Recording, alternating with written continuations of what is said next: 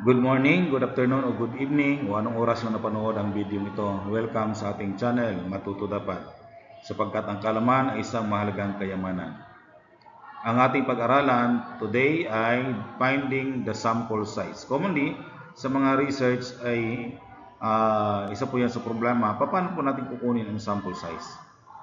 Gaano po ba karami ang ating tatanungin o magiging respondent of the study? So in this lesson, we will learn how to find the sample size. So, introduction. So, sampling is the process of selecting observation or sample. Yung pagkuha natin ng number of sample, okay, at yung nakuha na natin yung sample, yung pagkuha natin noon, ang tawag ng process ng pagpili kung sino respondent ay the sampling. Okay, to provide an adequate description and inferences of the population. So, sample, it is a unit that is selected from population. So, as you can see, dito sa atin pong illustration, ito yung population, so na marami sila, and then ito yung ating sample. So from the population, kumuha lang tayo ng sample. Sample represent the whole population and the purpose to draw the inference. So ang sample ay pag-aralan using the statistic tool in from the sample, it makes or it creates a conclusion that describe the whole population. Why sample? And then maliit lang kasi ang sample compared to the population. Kung ito pag-aralan natin, masyadong malawak to. Okay. A sampling frame listing of population from which a sample is chosen. So dapat alam natin saan manggagaling yung ating magiging respondents. Okay, kung alam na natin yan, tawag natin yan sampling frame. So kung halimbawa isang lupon ng mga estudyante sa isang university, so sila yung magiging population mo, and then from that you have to find the samples. Statistic and parameters. A parameter is a number that describes some aspect of a population. So ibig sabihin pangkalahatan, no? Halimbawa,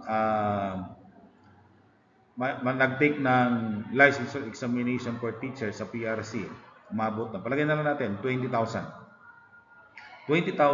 examiners na nag-take ng PRC. Tapos kinompute ng PRC yung mean ng o yung average ng mga score o mga ng scores na nakuha ng 20,000 examinee, no, sa licensure examination. So ang tawag po noon, yung halimbawa nakuha niyo yung mean ay ganito. So that mean, yung mean na yon na nakuha is, ang tawag ng computation na yon ay parameter kasi kabuuan buong population ang tinutotal. Halimbawa yan ang census ng Pilipinas, di ba? Tapos sabi na census ng ating Philippine Statistics Authority, sabi niya na ang bilang ng walang trabaho sa Pilipinas ay 1.5 million. So, yung data na yon from the census kasi buong population ang binilang. Okay? Now, as a statistic is a number that is computed from data in sample. So, ang statistic mula lang doon sa sample na nakuha natin from the bigger population. We usually have a sample statistic and want to use it to make inferences about the population and parameter. Okay? So, population versus sample size. Ito yung population, then kumuha tayo dyan, no, na sample. Yan. Ito po yung sample taken from this bigger population. Kinuha natin, dinala natin dito. Okay? So, ang pagpili ng number of sample dito sa population, ang tawag yan ay sampling. Pag-determine natin sino yung magiging responses natin. And then, i-describe natin si sample, ang tawag ng pag-describe natin si sample papuntang population, o kasi sample represent the population, so ang tawag yan inferences, the conclusion that made from the sample. Okay, now the test na gagamitin natin dito sa sample ay statistic. Ang sa population naman parameters. So if we are computing using the total population, parameters po ang tawag doon. Pero pag sample, statistic lang yan. So what constitute an adequate or sufficient size for a sample? Sabi ni Frankel and Wallen, samples should be as large as a researcher can obtain with a reasonable expenditure of time and energy.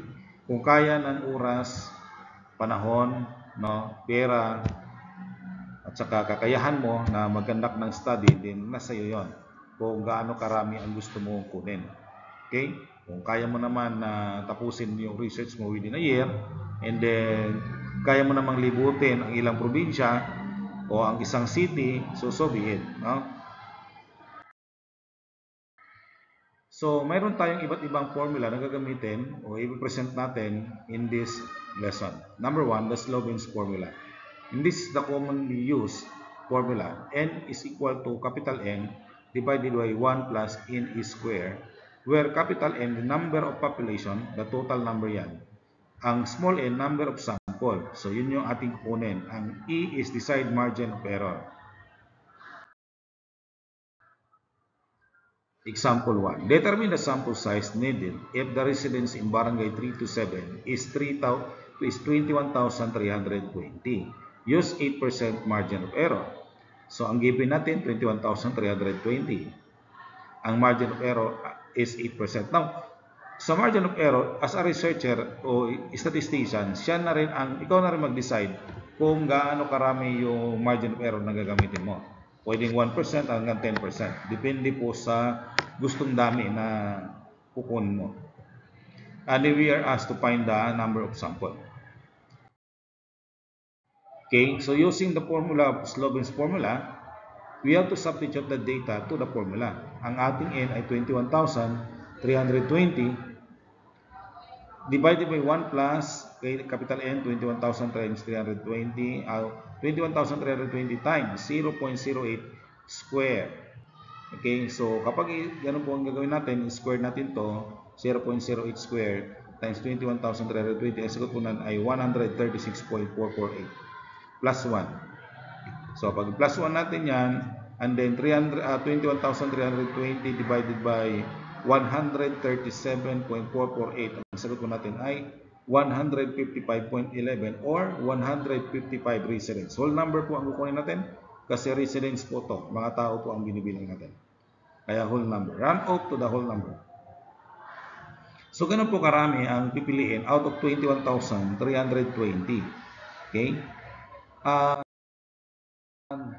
Sabi nito, number 2, ito naman ay paano kung na-stratified yung pagkuha natin ng sample. Okay? Ibig sabihin, by grade level. Determine the sample size needed per grade level. If the students in DITAS enrolled for school year 2025-2026 is 1,500, okay, students, use 5% margin of error. Okay. So, ang E natin 1,500, ang E natin 5%. Okay? Ang kukunin po natin ay yung total number of population, which is 1,500. Okay? Using the Sloven's formula, so we have N is equal to 1,500 divided by 1 plus 1,500 times 0.05 square.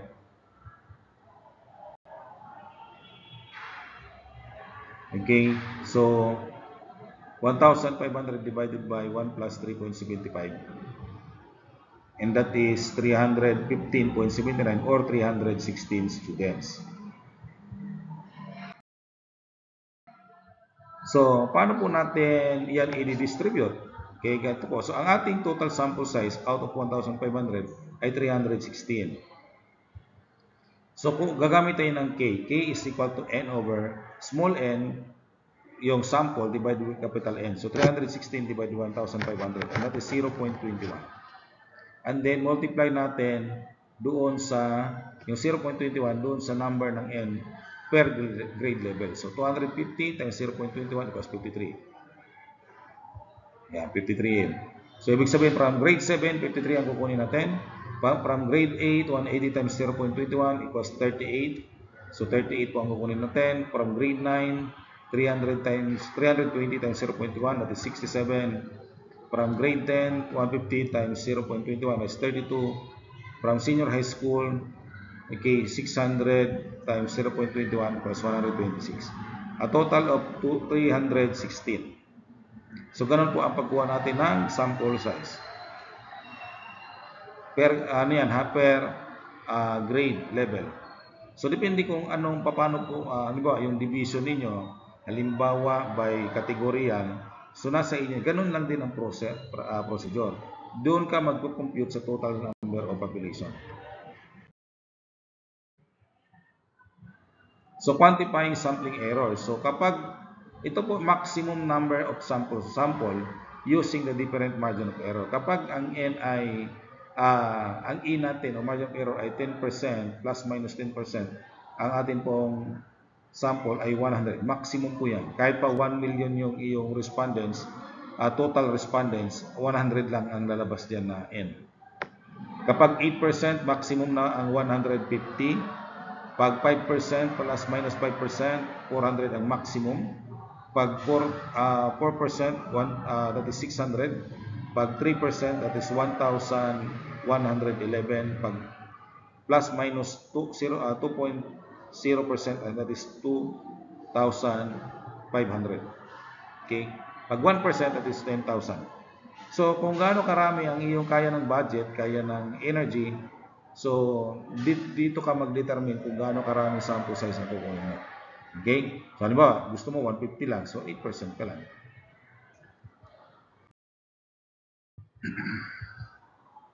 For descriptive studies, a sample with a minimum number of 100 is essential. Okay? For correlational studies, a sample of at least 50 is deemed necessary to establish the existence of relationship. For experimental and causal comparative studies, a minimum of 30 individuals per group. Although sometimes experimental studies with only 15 individuals per group can be defended if they are very tightly controlled. Okay?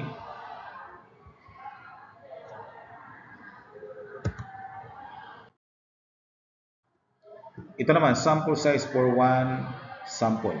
For infinite population, pag infinite, ibig sabihin hindi natin alam yung bilang, no? Yung number of population. But we have the data. Ang ating N ay sample size, Z, the Z value from the normal distribution table, sigma standard deviation, population standard deviation, okay, of the outcome variable, and E, desired margin of error. Example 1. An investigator wants to estimate the mean systolic blood pressure in children with congenital heart disease who are between the age of 3 and 5. How many children should be enrolled in the study? Okay. The investigator plans on using 95% confidence interval. So Z is 1.96 and wants a margin of error of 5 units. The standard deviation of systolic blood pressure is unknown, but the investigator conduct a literature search and find that the standard deviation of systolic blood pressure in children with other cardiac defects is between 15 and 20. So, since in standard table, gagamit tayo ng normal curve. Okay? So, ito ay 95%. And since we are using 5%, no? Tapos, dalawa po ang rejection natin. Okay? So, mag-ibig sabihin, both side is 2.5. Ayan, 2.5. Tapos, paano po natin, so, alam natin, that the study of normal curve, yung negative, yung kabilang side is negative Z, the other side is positive Z. Okay? Sunod. Hatiin natin. Okay, hatiin natin tong ating curve na to. So, alam natin na itong kabilang side, itong unshaded ay 2.5%. So, dahil kalahati, ito ay 50%. No, 50% po yan. So, ibig sabihin, ang natitira ay 47.5 na lang. Yan. Kasi, 50% minus 2.5, and that is 47.5% o 0.4750. Okay, so kapag hanapin natin ang 0.4750 sa normal distribution table, ang lalabas ay 1.96. Positive 1.96. To estimate the sample size, we consider the larger standard deviation to obtain the most conservative or the largest sample size. So, ang gagamitin natin ay yung standard deviation na 20. So, ang n natin is equal to 1.96 times 20 divided by 5 raised to the power of 2. Ang sagot natin ay 61.5 or 62 children. Yun po ang bilang na ating i-involve in the study. Okay? Number 3, sample size for one sample again for infinite population. But in this case, ang given po natin ay proportional. Okay? So, n ay sample size, ang z ay z-value from the normal distribution table, ang e desired margin of error, ang p percentage that event will occur. Now, probability ito, ang q is percent that event not occur. So, paano makuha si q? That is 1 minus p. No?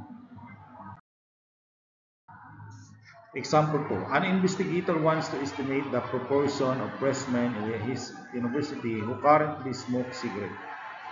That is the prevalence of smoking. How many freshmen should be involved in the study to ensure that the 90% confidence interval estimate of the proportion of freshmen who smoke is 5% of the true proportion? Because we have no information on the proportion of freshmen who smoke, we use 0.5 to estimate the sample size as follow. Bakit 0.5? Kasi parang estimated na kalahati-kalahati para safe tayo. Kasi hindi natin alam kung gaano sila karami yung proportion.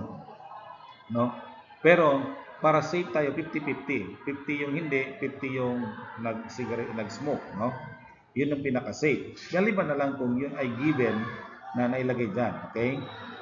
So, ang atin pong, ang Z natin at 90%, confidence interval ay 1.645.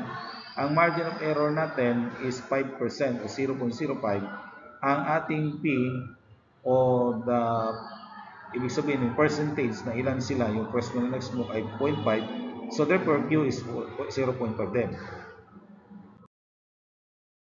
Okay, ang solution natin, so substitute to the formula, P times Q times Z over E raised to square to 0.5 times 0.5 times 1.645 divided 0.05 square. Ang sagot po natin ay 270.60 or approximately 271. Therefore, to ensure that the 90% confidence interval estimate of the proportion of freshmen who make is with the true proportion, a sample size 271 is needed. Okay? So this is your activity. Activity 1, determine the sample size per grade level using 6% margin of error. Okay, this is our activity number 2. Suppose we want to know the average age. The E is T university students plus or minus 0.5 years.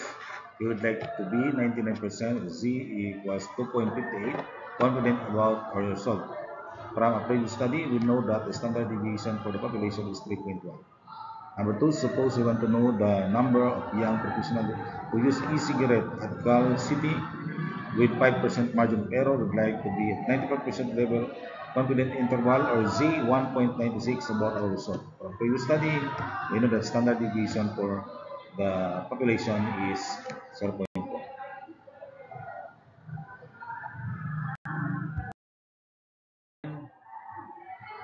It's activity 3. So, I hope you learned from this lesson. So try to practice this one using to answer the different activities given. Okay, and don't forget to subscribe, like, and share this video. Thank you very much for watching, and I hope you share this. God bless.